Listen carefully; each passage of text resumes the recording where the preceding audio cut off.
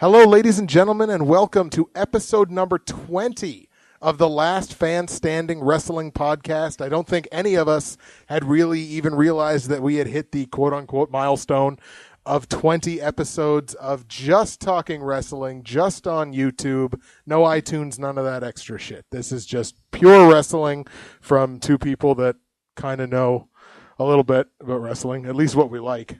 I don't know jack shit about wrestling. All we really know is... You talk about it, and I just throw in my 2 cents. I don't even talk about wrestling. You could be talking about wrestling. I could be talking about, like, cornflakes or something like that. Cornflakes to quantum physics. That is the level of Nick Stevenson's expertise. It's all up in here. It's all up there, yeah. It's all up there. Fair enough. Yeah. And... this week, we have a special guest, as we had not on the previous episode, but the previous episode to the previous episode, I guess. Our comeback episode, if you will. You lost me. Yeah, totally gone. Let's try that one more time. We have a guest this week. Again, a couple weeks ago, we had Rodney Broom on the show. And this week, we have another one of our TCW Smart Marks, quote unquote, Mr. Cody Nodding. Cody, how are you? I'm great. Thanks for having me. I'm really honored to be here. Awesome. You guys asked me to be here. This is Us? great. Multiple personalities? Yeah, fair enough. So we, again, we just decided we were going to we're just going to try to bring somebody else in as many times as we possibly can. So it makes things more exciting when we can have a third in here. And we got a lot of stuff that we're going to be getting to. There's a lot going on in the world of wrestling.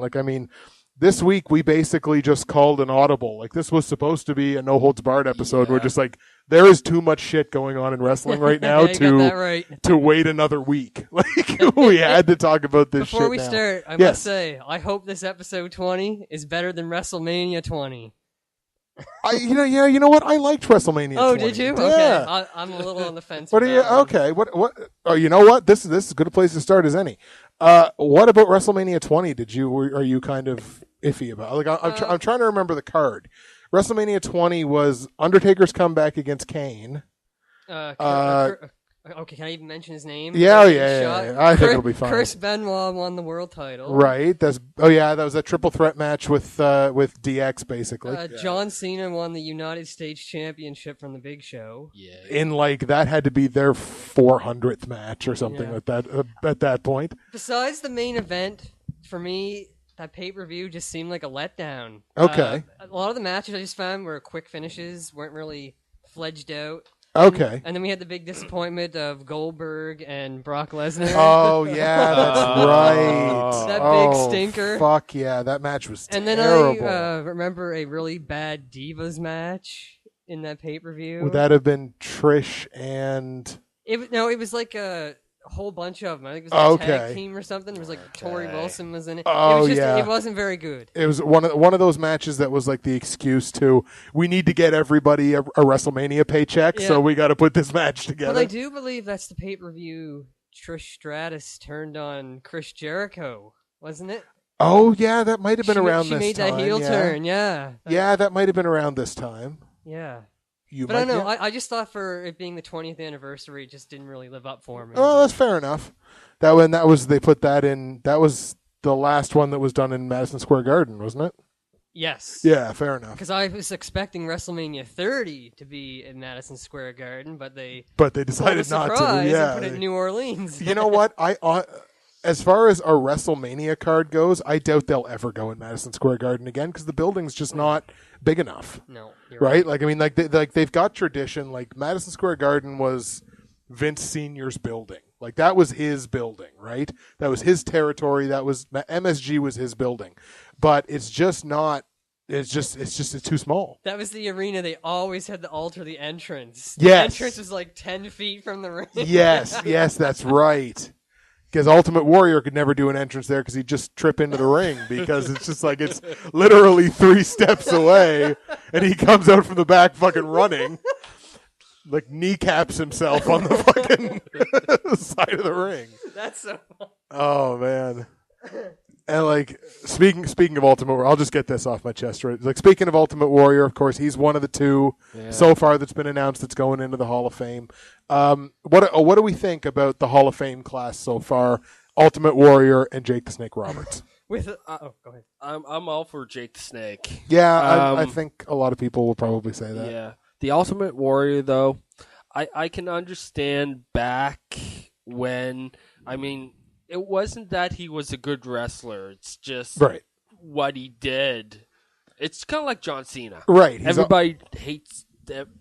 John Cena's not the best wrestler. Right. Yeah, By far not the best wrestler. It's all character. Yeah, it's all character. Right. And I hate that. Right. And Roberts, I'm sure we'll probably all agree with. Cody, what did you have to say? Oh, so far, just with the two announced, I think it could possibly be the biggest Hall of Fame ever. It's gonna be one of the big, it's gonna be one of the good ones for sure. Like he was saying, for Ultimate Warrior, it's so for me because definitely back in that day, he was a legend to me. Right. Like I was high on the Ultimate Warrior. I think everybody was. Over the years, there's been some shady stuff that's gone on. His return to the WWF that sucked. That didn't last very long. Remember that? Was that the one where he came back WrestleMania 12? No. Oh yeah. Oh yes. So he no-sold Triple H's pedigree and won. Yes. Yeah. That that's was right. one of the shortest comebacks ever, and it just fell flat. And then he went to WCW, and that was just god awful. Oh yeah, the One Warrior Nation. Remember when Hogan was looking in the mirror and. What the hell was that? Warrior show. So apparently, Warrior has Undertaker powers. Yeah, I guess. That's actually a good point to bring up when we talk about writing and booking. Mm. To me, that's bending the world of wrestling way too much when you're kind of starting to implement that stuff. It is when you haven't introduced your character as being that character. Like when Undertaker first showed up. He's this dead man that doesn't say much and everything like that. Like he was no selling everything because he was kind of fairly green at the time. But then they developed it into he's got these lightning fucking powers and shit. So it's you were more willing to buy it with the Undertaker because it's Undertaker's greatest gimmick in the history of wrestling. Yeah, he's the dead man. Exactly. Yeah. But then all Ultimate Warrior was when he opened this character was just a wild man, and that's perfectly fine. But once the wild man got to WCW and Vince Russo gave him magic powers, that's when it was kind of all right, yeah, no, no, thank you. So yeah, Warrior probably kind of iffy. Although you know what, nobody can deny the cultural impact. They're the impact on the culture of wrestling that the Ultimate Warrior had because he's got one of the great entrances of all time. It's unfortunate that after the entrance there wasn't much left there, and it's unfortunate that he was in some of the worst storylines of all time. But at the very least, he's got some kind of cred behind him and maybe some kind of legitimate claim to a Hall of Fame. But I think we can all agree on this, though. I got to bring this up. Yep. WrestleMania 6, his match with Hogan. Oh. That, for two guys that are not good wrestlers, they're good entertainers, that was actually a pretty damn good match. I agree 100%. That's actually one of my top favorite of all time WrestleMania matches. If I had to put it in a list, it would definitely make the list. That match itself, that match was actually excellent. Part of the reason that we wanted to bring you on, obviously you've been a wrestling fan for a long time. When did you first start watching wrestling? Ever since I was put in diapers. When I was a baby, I had wrestling merchandise. I had figures. I had the little tiny T-shirts. Nice. And we were actually, it's funny you bring this topic up because we were just watching home videos. Okay. We've been transferring them to DVD. Okay, yeah. And we've actually found footage of me and my brother wrestling with our wrestling buddies in the living room, doing superplexes off a rocking chair on the carpet floor. Oh, interesting. Nice. But yeah, when I first started watching wrestling, it was right at the height of the Federation years with Hogan, Macho Man, Warrior. Right. Ric Flair, Sid Justice, yes, all that. This was before the Psycho Sid days, but yeah. Yes. 2 men enter, 1 man survives. I did love his entrance music. The Sid that come down from the ceiling that caught the pyro, but just like the music, as he's just talking like right demented at the beginning of it. He's just like, the game we play is simple: 2 men enter, 1 man survives. It's like ding, ding, ding, and it's him like cackling in the background, and it's like, ooh. I Jesus. actually consider that one of the scariest wrestling themes of all time. Papa Shango's would be another creepy wrestling theme. Yeah. I don't. You know what? I don't even know if I remember Papa Shango's theme actually. Very slow, very eerie. It was like do do do do do do do do. Oh, okay. Yeah, I think I know what you're talking about now. Speaking of people that were in some of the worst angles of all time, that included the Ultimate Warrior. But that's kind of ironic. But you've also, you've taken your fandom of wrestling and your passion for wrestling, and you've now taken it and you've turned it into something creative. Yes, that's right. I've started my own pro wrestling blog. Mm-hmm. It's called The Royal Ramble. See, I actually, and I think that name's actually genius. Like, I think it's really, when you first told me that name, like before you started the blog, you were just like, I'm going to start this blog. And I have this idea for the name, and I'm going to call it the Royal Ramble. And I was just like, I think that's actually really, really, I think that's actually really, really good. It's funny how I come up with it, because I was kind of my brain was going 1,000 miles an hour. Mm-hmm. I'm like, what the hell can I call this blog? I was thinking about Turnbuckle Tales or something like that. And then I was looking on my shelf at all my wrestling DVDs, mm-hmm. and I seen Royal Rumble, and I started to fiddle with the name, and I'm like, Ramble. Royal Ramble. Perfect. Exactly, because it's like, you must be thinking ahead too. It's just like, worst case scenario, what does this end up as? It ends up as me rambling about wrestling. It's like, oh, exactly. Well then, why not? So why not play it? Yeah, no, I thought the name was genius when you first came up, when you first told me about it. You've been, when did you start the blog? It was back in November. It was in November. It was slow because I was very busy. I'm actually very busy now. Well, yeah, fair enough. I started off with a couple, I think it was 6 entries in November, and then I only got to do 3 in December, and took a long break and brought it back, and I've had 21 entries for January. Yeah, see, and that's the kind of traffic and stuff that if you're gonna do a blog, that's the kind of the level of traffic that you need.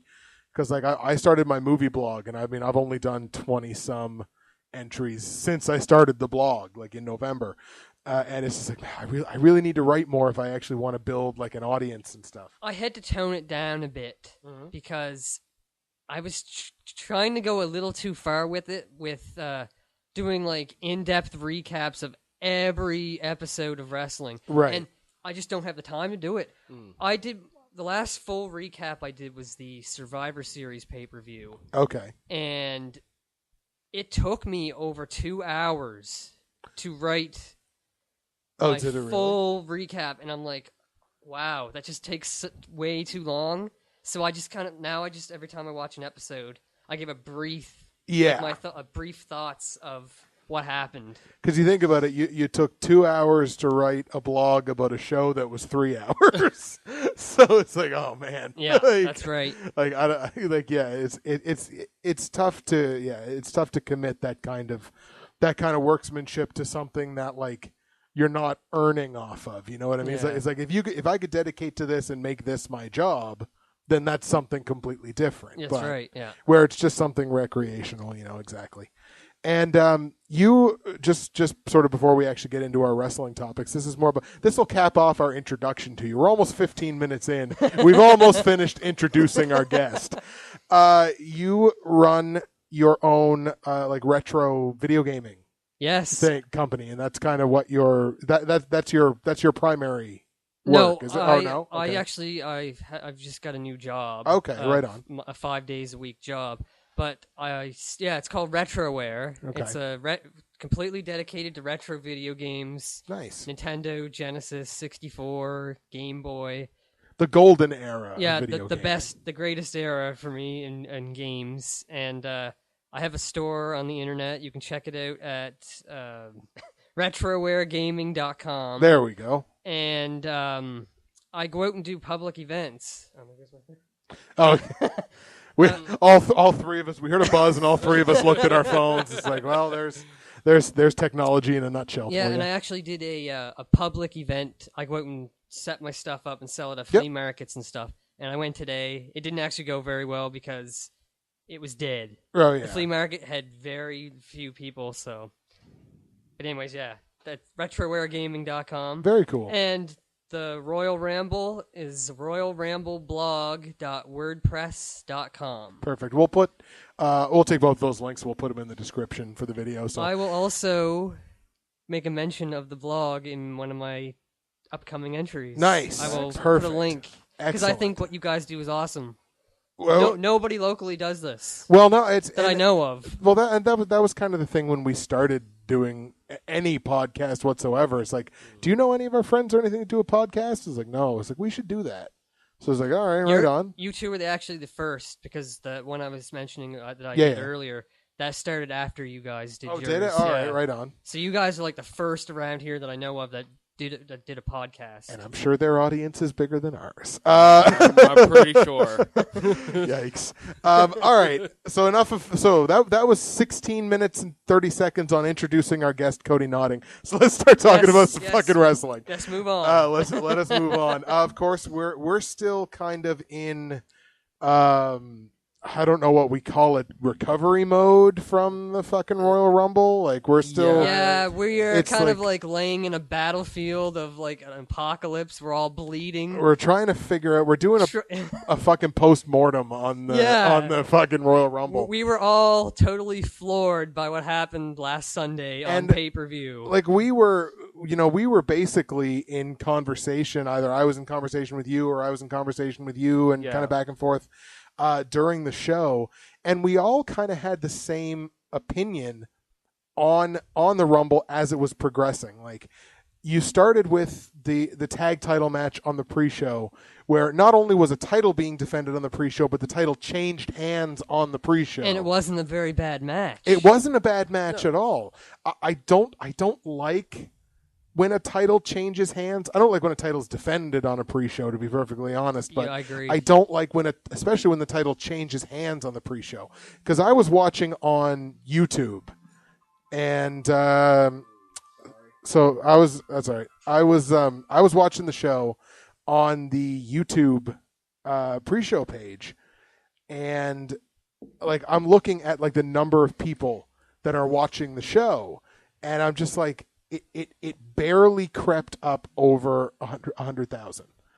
So I'm thinking like, okay, here's only 100,000 people. How big is WWE's audience? Millions and millions and millions of people who watch the WWE product. Not that they were going to get millions and millions of buys on this pay-per-view, but the millions and millions of an audience who have access to the internet. So that means you're only drawing in a fraction of your audience, even to watch this free thing. Yeah. But you're going to have these titles change hands where only 100,000 people are going to see it. So it's like, all right. I suppose it's kind of the same logic as having titles change on house shows. Like, it's kind of entertaining, I guess. It's certainly entertaining for the people that are at that house show. But, like, there's such a huge part of the audience that didn't get to see that title change. Yeah, and WWE has actually done that a fair bit over the last... Actually, for a long time. There's been I know there's been women's championship changes, tag team title changes.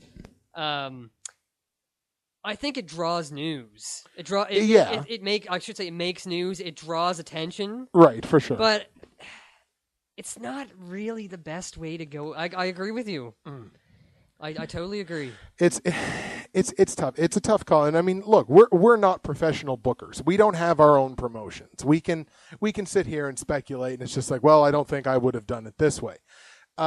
With the lineup that they had, that was the only match that they could put on the pre-show. There was no other match on that card that could have been on the pre-show unless you actually created another match. Because you can't put Brock and Big Show on the pre-show. You just can't do it. Not with Brock Lesnar. No. Because Brock Lesnar is one of your big pay-per-view draws. You can't put Daniel Bryan and Bray Wyatt on the pre-show because that's part of your main storyline right now. Yep. So you can't put them on the pre-show. You can't put the title match on the pre-show, and you sure as fuck can't put the Royal Rumble on the pre-show. So like, if you're going to have a pre-show, yeah, that was your only option. I didn't totally agree with the idea of having the title change to begin with. I thought that Cody and Goldust were better as tag champions than not as tag champions, but then again, we don't book the promotion, but that was the way that I looked at it anyways. Yeah, I'm kind of iffy on it too. Like, I like the Outlaws. They're actually in great ring shape still after all these years. Not too bad, eh? Yeah, but it's weird to just have them come in, wrestle a few matches, and now they're the top team in the company. Yeah, fair enough. It is kind of tough. Tough call to have, but like, yeah, I don't dislike the Outlaws at all, but it's kind of a, you know, it was kind of an iffy thing to do. One thing I have to point out though, does it really make sense to have them do a heel turn? It's just, for me, it didn't make sense. Like, this is like a heel turn for the Outlaws. Well, that's pretty much what it has been. It is. They're kind of tweeners, I guess you could say. Yeah, but you know what? Everybody seems like it's a fucking tweener now, right? Yeah. Like, it's like, and we're going to talk about this actually a little bit later in the show. Just the concept of heels and faces, which is now like all but disappearing in mainstream pro wrestling. You're right. It's like, so we're going to talk about that a little bit later, but. Yeah, you know, it kind of, yeah, they are kind of tweeners at this point. They haven't had a full turn. The only heelish thing that it's been is like, oh, well, they got their spot because of the Authority.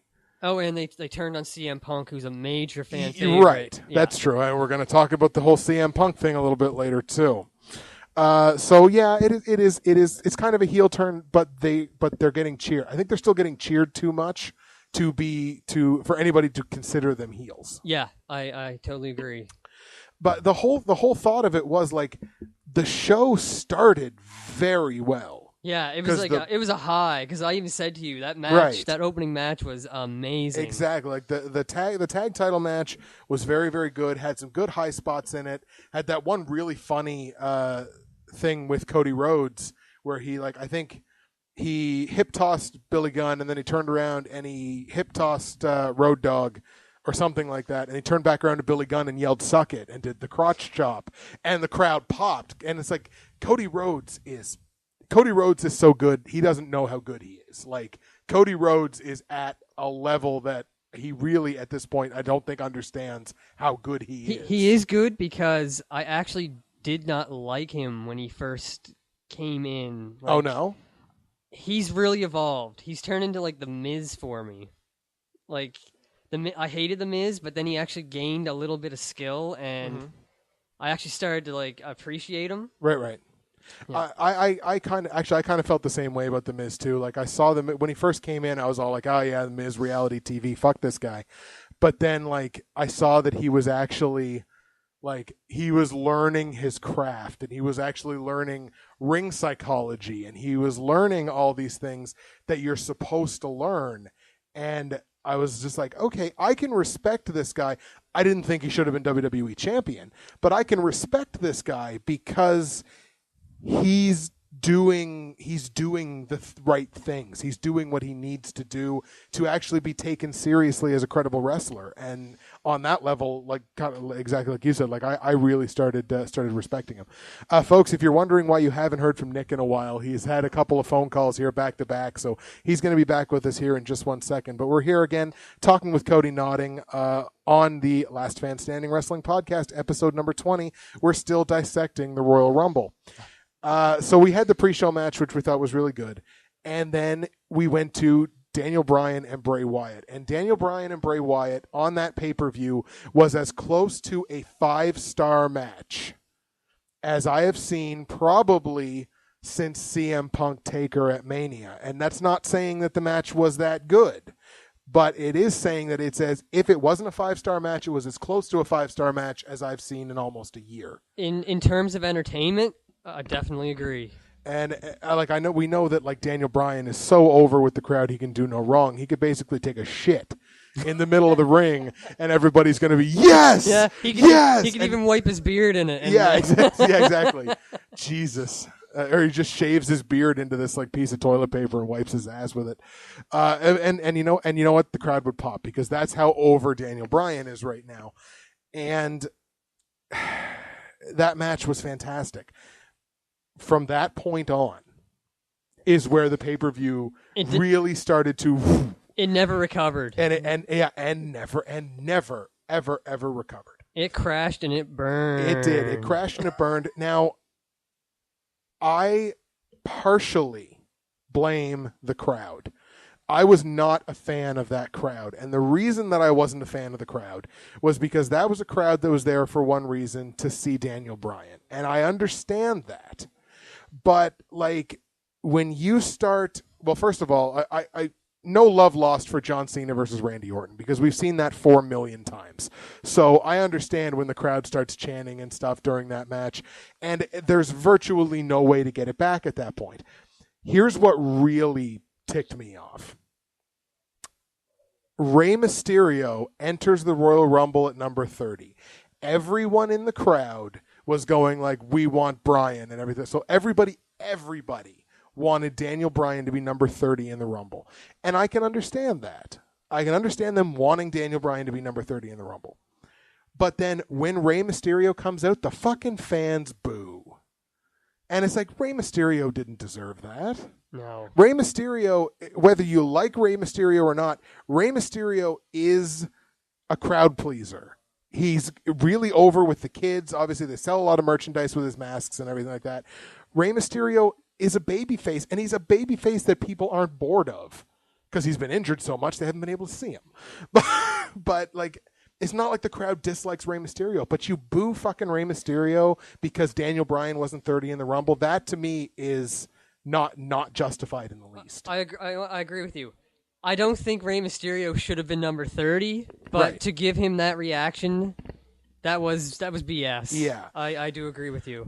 My problem is like I'm keeping track of all the people that like were confirmed for the Rumble and everything like that. And so as it's like it's getting down to nut cutting time, there's like 3 people left to come in. There's still 4 people on my list. So I'm like, okay, so somebody's getting screwed here by not being in the Rumble. And I was like, I bet you it's going to be Xavier Woods. And that's who it was. I actually said when Rey Mysterio came out, I said, wait, we didn't even see Xavier Woods. Exactly. And then so I was boom, there. Because like the people that were still left on the list was like Batista hadn't come out yet, Mysterio hadn't come out yet, and somebody else and Xavier Woods. And I was like, okay, well clearly Xavier Woods is going to be the one to get the shaft here. So I was like, okay, but then people are like chanting for Daniel Bryan. I'm like, it's not going to be Daniel Bryan, guys. Like Rey Mysterio hasn't come out yet. And then it was Mysterio, and then the fucking crowd boos. And I was just pissed off. Here's what I find funny. I knew Daniel Bryan wasn't even going to be involved with the Royal Rumble match. I don't understand why everybody thought he was going to be. I don't even think people thought he was going to be. People just wanted him to be. Okay, there you go. Okay. And I think that's it. I don't think anybody was like, because nobody was like, Daniel Bryan was supposed to be in the Rumble. No, he wasn't. Yeah, he wasn't even announced to be in the Rumble. He wasn't. But now people weren't pissed off that Bray Wyatt wasn't in the Rumble. He was in that first match too. But that's just the thing. The crowd wants to see, and I'm not going to begrudge the crowd for wanting to see Daniel Bryan. I want to see Daniel Bryan as champion as much as anybody. But you don't boo Rey Mysterio because he was confirmed for the show and was actually there.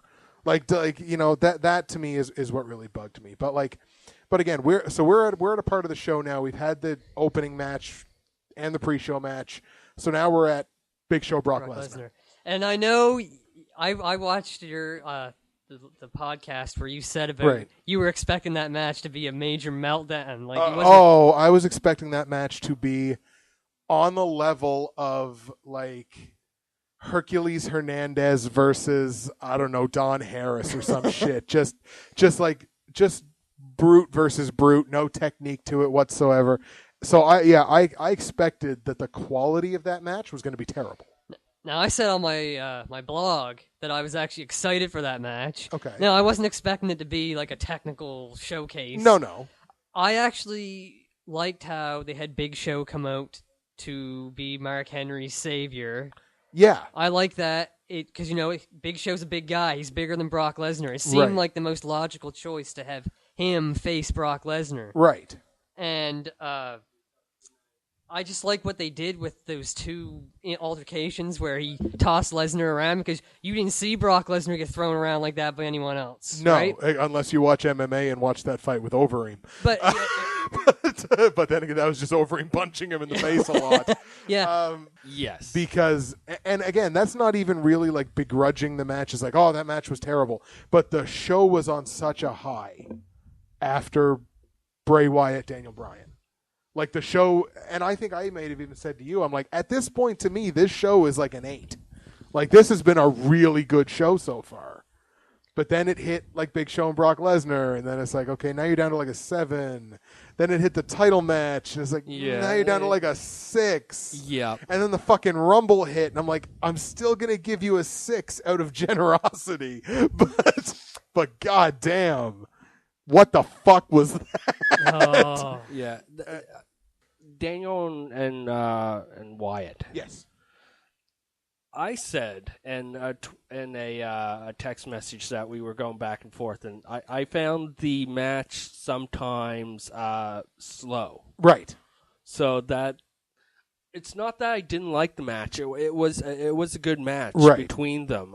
I just found it a little bit slow. Okay. And that's what sort of brought down, like you asked me what my score was between it was the first 3 matches, and I said 4.5. Yeah, you were like a 4.5. I'm like, 10. Wow, it's like this better improve.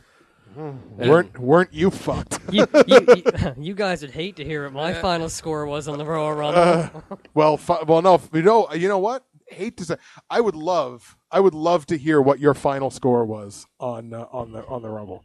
Your final score after the whole show. I was almost contemplating giving it a 1 out of 5. Wow, like that's very. I ended up with a 2, a 2 out of 5 because of. Out of 5. Okay. Yeah, I do a 5-star. Okay, right on. If it wouldn't have been for that opening match of the pay-per-view, it would have been a 1 out of 5. But you had the kickoff show match, which I liked, and then you had that Daniel Bryan Bray Wyatt match, and that's why I'd give it a 2 out of 5. Okay. Everything else can just. Fair enough. As an aside, where you say you rank on the 5, like sort of the 5-star system, do you know in wrestling who first began the 5-star? Dave Meltzer? It wasn't Meltzer. Nope, Meltzer picked it up from someone else. No, not sure. The only reason I know this is because I listened to copious amounts of Jim Cornette shoot interviews, and Cornette mentioned a guy that used to run a bunch of newsletters. Like he was the guy at the time in the Louisiana territory who, or not Louisiana, the Kentucky area and everything like that, who ran like all the Bruiser Brody newsletters and just like all that stuff. And his name was Norman Dooley. He ran a newsletter called Weasel's World of Wrestling, and he was in the 70s, and he was the first guy to employ the 5-star system to rank matches. Really? The first guy in any publication to employ the 5-star system. So anyone who employs the 5-star system owes thanks to Norman Dooley in the 70s. Well, there, I have been educated. There's your random wrestling trivia. You learn something new every day. You there learn you something go. new every single day. So we're at Big Show Brock Lesnar. Okay. The way the match started, like with Lesnar coming out and just like, assaulting Big Show before the match could even get started and wearing him out with a chair and everything like that. I actually enjoyed that because, again, I didn't think anything was going to happen in this. Like, I didn't think this match was going to be good at all. I thought this was going to be a fucking stinker. If it was longer than 5 minutes, I thought it was going to suck. So the fact that like they were actually doing this and laying out Show with the chair and everything like that, and then to have Show just come back with like the just straight up Main Street knockout punch. I actually like that. That was good. But after that was it. Yeah, that was kind of where the match flatlined. ended. Aside from the high spot with hitting Big Show with the F5. The strength was impressive. The Absolutely. Landing was a little the iffy. landing was not, because he landed on his back. It's just like, and I get it. Like if you're a 500-pound guy, you don't want to land on your face. You really don't. I don't even want to land on my face. Well, no, exactly. And you're only like what, 425? About that. About that. Nick is literally like fucking $130. Soaking wet or some shit. Talking about this match, Mm-hmm. what I wanted it to be a brawl, because we know they can't wrestle. If they would have fought around the arena, went in the crowd, picked up a garbage can, right? Did that, I would have been happy with that. Mm-hmm. But what the hell did we get? From after that point, from the beginning of the match, it did just kind of flatlined at that point. And what was the point of all of that happening for so long when he got up and walked out? Big Show got up and he walked out on his own. That's true. That completely just defeated the purpose of that whole steel chair fiasco. It kind of did. If you're gonna do it this way, don't half-ass it. Like, exactly. Have it to the point where, like, Show's got to be taken out on a stretcher. Because shit. he would have put out Mark Henry, right, and he would have put out Big Show, but he didn't put out Big Show. Big no Show just sense. walked away. Yeah, he just gets up and walks away slowly. It just defeated the whole purpose of that match. Fuck, this hurts. And that's it. Every wrestler leaves a match like, oh fuck, this hurts. So fair enough. So that kind of fell flat. And then we get to the title match. Randall Keith Orton versus Jonathan, whatever the fuck his middle name is, Cena. Can we say anything good about this match? You want to start us off with it? Yeah, tell us your opinion. Take it away. People came into the ring and did stuff. Yeah. Indeed, they fucking did. The match had no flow. That is the good point about it. Right. That's the high point. That's your 8 before you start. They showed up for their job. That's the high point of the match. They showed up, and the theme music's played at the right times, and the announcers didn't botch anything, and then the bell rang, and it's like, well, it's all downhill from here. Like I said in my blog, it had no flow to it. They would do a move. Mm-hmm. They would stand there and look at the crowd, and it just. The crowd had a negative effect on the match, obviously. Right. But they should not have kept stopping after every move and staring around at the crowd. Keep it going. It had no flow to it, and it was just sloppy. Yeah, fair enough. I think we can all agree that title match just wasn't. They tried to salvage it with stealing each other's finishers. Right. But it just did not help. Yeah, that did not help at all. And you know what? The stealing each other's finishers, that's okay. Yeah. That's an okay thing, because it's not something that you expect. So that's okay. But then, it just didn't work. It was nothing that we haven't seen a bunch already. And it's it wasn't bad, I guess, objectively bad, because it's not like they weren't Sin Cara botching all over the place or anything like that, but it was just boring. Let's go to the Rumble, if we have to, which I think we do. So the Royal Rumble itself, of course, CM Punk comes out number 1, and we're going to talk about that. So CM Punk comes out number 1. And it's going along for a good clip, and CM Punk's in the match for quite some time. I suppose we might as well we'll just kind of talk about some highlights here. Kofi Kingston, of course, does another elimination save, which was it was what it was. It's kind of the whole reason he's in the Rumble, because they at this point at least they'd never let him win the thing, but at the very least, he was in there and did his thing. Certainly wasn't bad, but could have been I don't think it quite measured up to his other elimination saves. Like, that jump is impressive, don't get me wrong. But, it's it would be a little better. Would have been a little better had it had kind of some meaning to it. It's just kind of all fire, no heat. We'll put it that way. So then we get down to the end. We get down to nut cutting time. The last two. Oh, I was just going to bring this up. I'll let you start. Yeah, Batista, Roman Reigns. There is what we all know is coming, and what WWE could really do to say, fuck the dirt sheets, fuck all you smart fans. That is my exact thought. Guess what we just did? And you're at a fork in the road, and you have a decision to make. I understand Batista came back to the company to win the Royal Rumble and probably win the title at WrestleMania. We can get that out of the way right now, because why else would he come back? He doesn't need the money. Yeah. So why else would he come back? Exactly. So I think we can all see the writing on the wall that Batista's probably going to win the belt at Mania. That being said, Batista has enough clout in the industry from everything that he's done in the industry. While he's in the ring, he's not an idiot. He can hear what's going on. The referees can hear what's going on.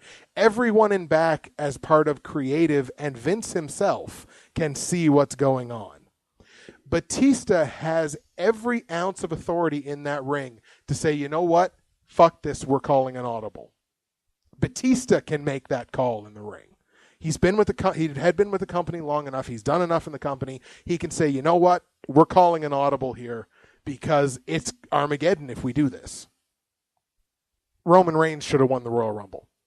Let's 100% agree. 100% agree. If you're going to put this guy over as such a monster to the degree of he broke Kane's elimination record, a record that's been there since, 2001, I think he set that? It's more than a decade. If you're going to go to all the trouble giving him that record, give him the Rumble. You're breaking up the Shield anyway. We know this is coming.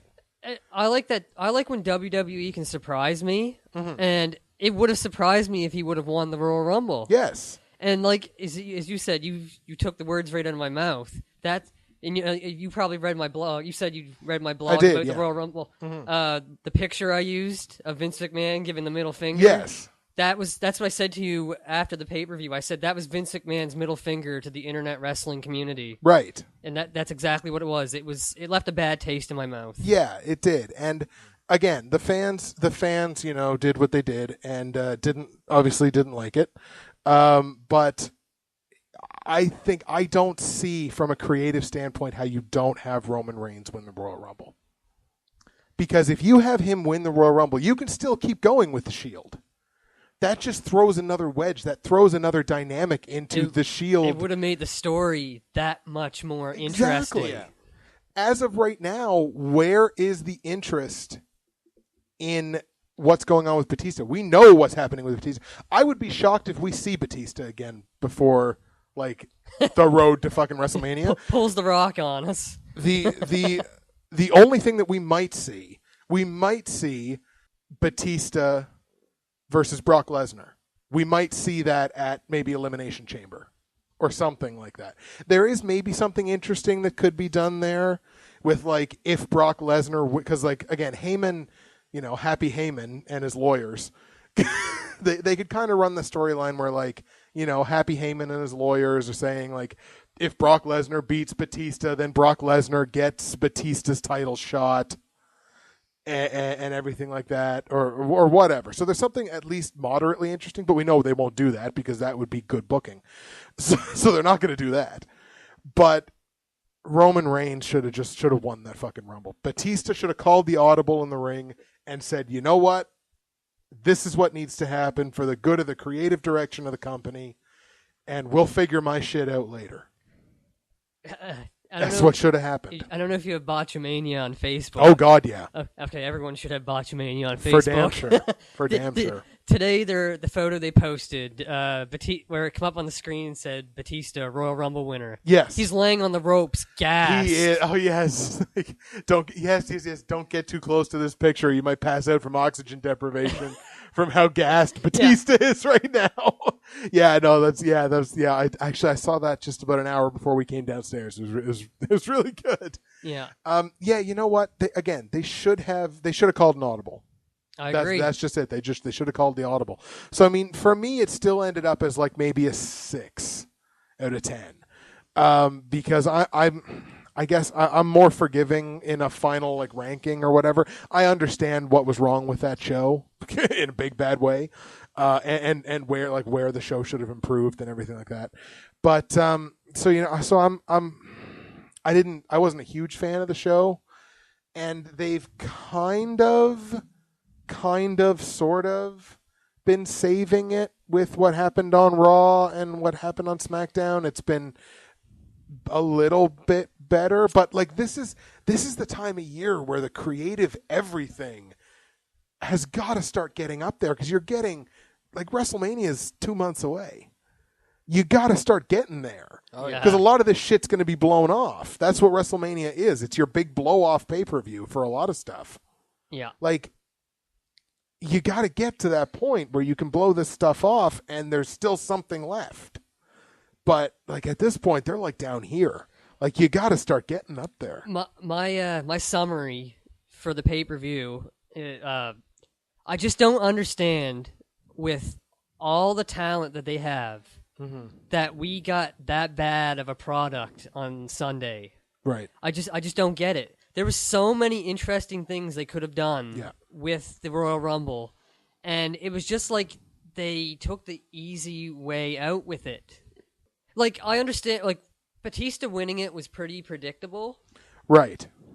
But, like, the way that they pulled it off, it was like a real, like, spit in her face. Yeah. Really. Yeah, I think so too. I agree. We'll end the Royal Rumble discussion with this. The Royal Rumble is their number 2 pay-per-view. We'll just end it with that. Like, that's your number 2 pay-per-view on the whole year, and that's what you gave us. Yeah.